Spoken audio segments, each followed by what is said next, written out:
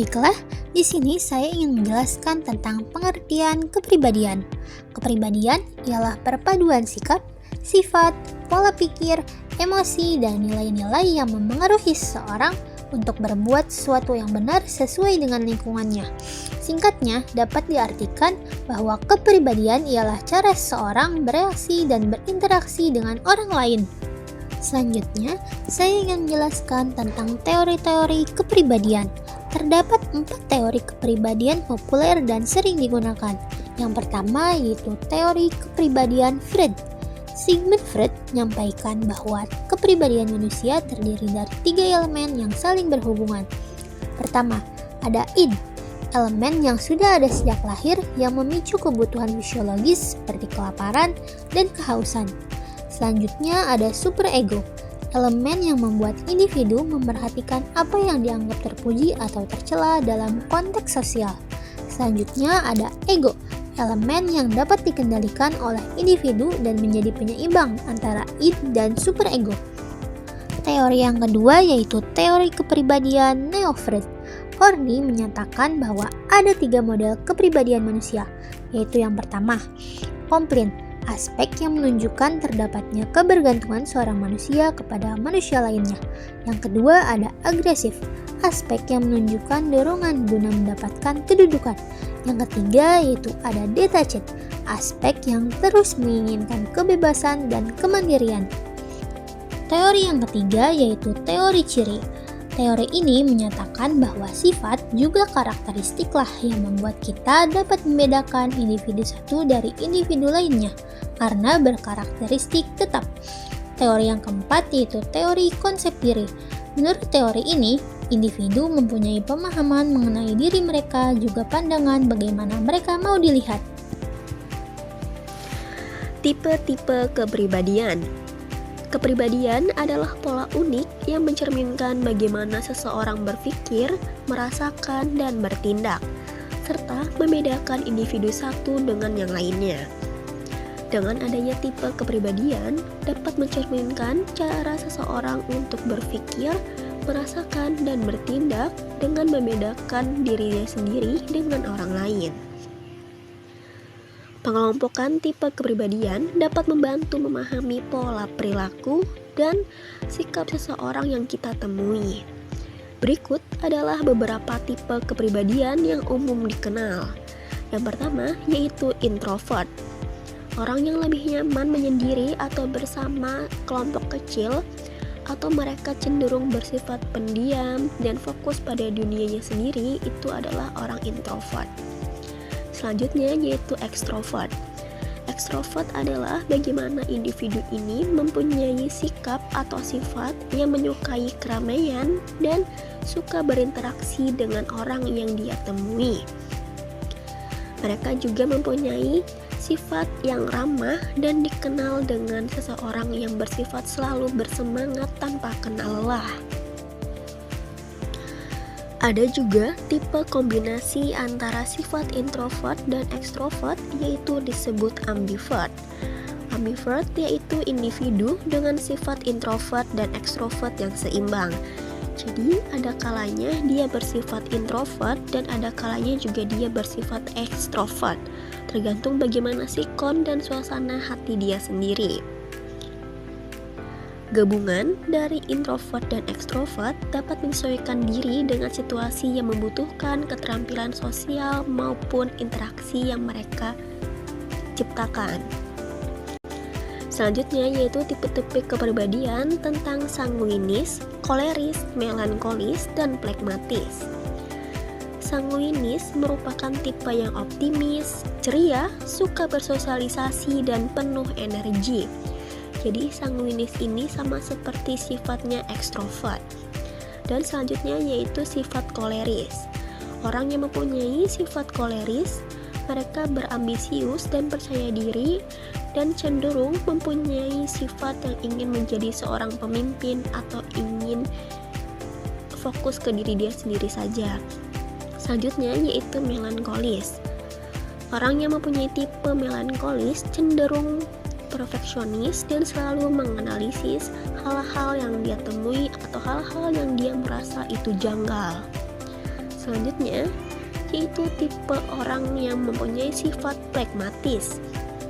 Pragmatis sendiri artinya tenang, damai, dan cenderung menghindari konflik. Jadi pragmatis nih biasanya orangnya bodoh amatan atau tidak peduli dengan apa yang hidup dia jalani. Jadi mengalir aja gitu sifatnya, tergantung sikon sedang menjalani seperti apa kehidupannya. Selanjutnya yaitu 5 dimensi kepribadian atau Big Five. Kepribadian juga dapat dilihat melalui 5 dimensi. Yang pertama, keterbukaan terhadap pengalaman. Ciri-cirinya yaitu orangnya kreatif, imajinatif, dan terbuka terhadap hal-hal baru. Dan yang mempunyai sifat keterbukaan ini biasanya orangnya pikirannya out of the box. Selanjutnya yaitu kehati-hatian. Individu yang mempunyai sifat kehati-hatian biasanya dia sudah terorganisir, bertanggung jawab, dan disiplin. Ada juga namanya ekstroversi. Dengan seseorang mempunyai sifat ekstroversi, mereka adalah orang yang mudah bergaul, ramah, dan penuh keceriaan. Selanjutnya yaitu keramahan. Keramahan sendiri pasti sudah kita tidak asing dengan yang namanya keramahan. Mereka dapat mudah dipercaya dan penyayang. Selanjutnya yaitu kestabilan emosional. Mereka bisa mengukur tingkat kecemasan mereka dan mempunyai sifat stabil dengan emosi mereka yang mereka jalani. Dan mereka juga rentan terhadap stres. Terima kasih, itu saja penjelasan dari saya. Selanjutnya yaitu penjelasan dari teman saya. Selanjutnya ada permasalahan kepribadian. Permasalahan kepribadian merujuk pada kondisi di mana individu mengalami kesulitan dalam mengelola emosi, berinteraksi dengan orang lain, atau menyesuaikan diri dalam berbagai situasi. Hal ini dapat berupa ketidakseimbangan sifat kepribadian hingga gangguan yang lebih serius seperti gangguan kepribadian atau personality disorders. Nah, dalam permasalahan kepribadian ada yang namanya jenis-jenis permasalahan kepribadian. Nah, yang pertama ini yang akan saya bahas yaitu jenis-jenis permasalahan kepribadian. Yang pertama ada ketidakstabilan emosi. Ciri-ciri dari ketidakstabilan emosi adalah perubahan suasana hati yang drastis, impulsivitas, dan kesulitan mengontrol emosi. Contohnya, saat seseorang mungkin bisa menjadi merasa sangat bahagia di satu waktu, namun tiba-tiba menjadi marah atau sedih tanpa alasan yang jelas. Dampaknya sulit menjaga hubungan atau menyelesaikan tugas dengan konsisten. Yang selanjutnya ada gangguan kepribadian atau personality disorders. Nah, gangguan ini lebih berat dan sering memerlukan intervensi medis. Contoh gangguannya yang pertama ada borderline personality disorders atau BPD.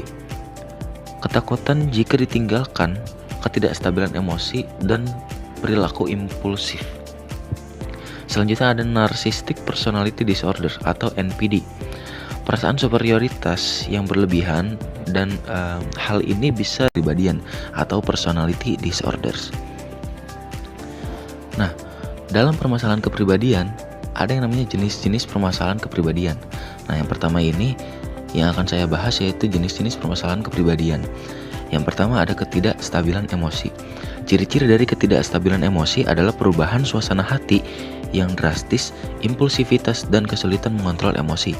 Contohnya, saat seseorang mungkin bisa menjadi merasa sangat bahagia di satu waktu, namun tiba-tiba menjadi marah atau sedih tanpa alasan yang jelas.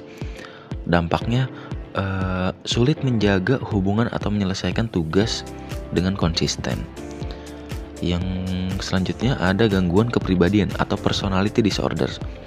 Nah, gangguan ini lebih berat dan sering memerlukan intervensi medis.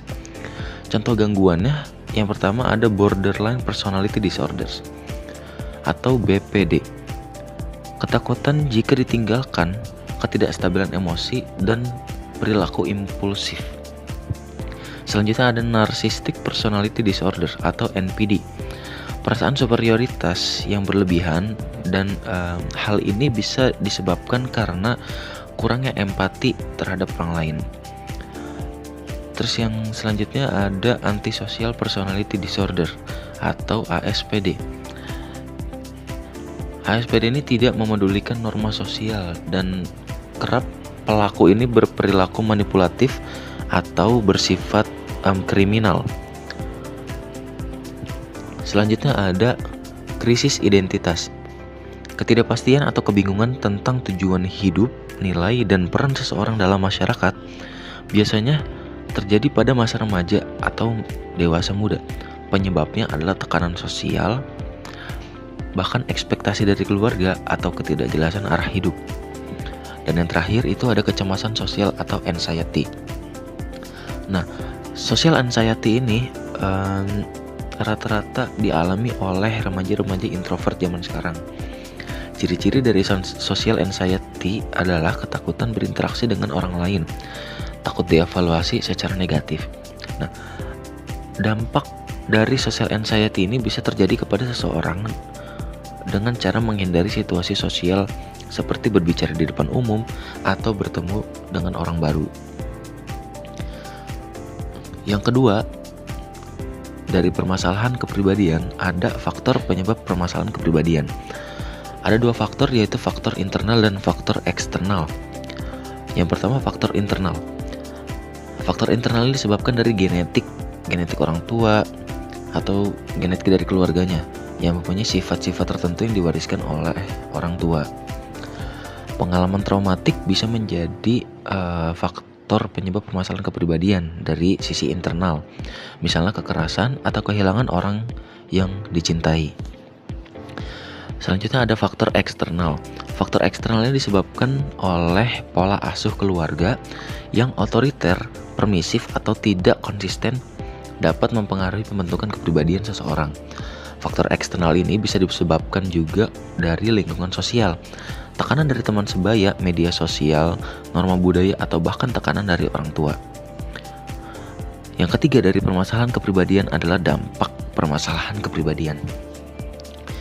Dampaknya ini bisa terjadi pada hubungan sosial. Contohnya sulit menjaga hubungan yang sehat baik dengan keluarga, teman, ataupun pasangan. Dampak ini bisa terjadi juga pada kesehatan mental yang beresiko mengalami depresi, kecemasan, atau gangguan psikologis lainnya. Nah, yang terakhir ada dampak pada produktivitas. Nah, dalam dampak ini si pengidap akan kesulitan fokus dalam menyelesaikan sebuah pekerjaan.